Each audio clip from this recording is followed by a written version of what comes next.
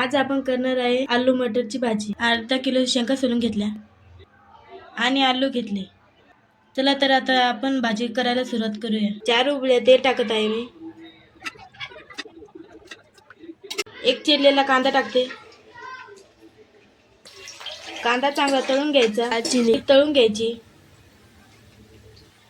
तेजपत्ता तळून घ्यायचा। कांदा तळलेला आहे, त्यात आता आपण लसूण टाकूया। लसूण चांगला तळून घ्यायचा। 1 चम्मच मी धनिया पावडर टाकत आहे। धनिया पावडर चांगली तळून घ्यायची आणि 1 चम्मच मिरची पावडर टाकत आहे आणि गरम मसाला टाकून द्यायचा आणि 1/2 चम्मच हळद टाकत आहे। मसाला चांगला तळून घ्यायचा।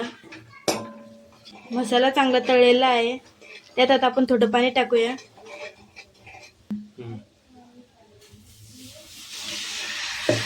आलू टाकून घेऊया।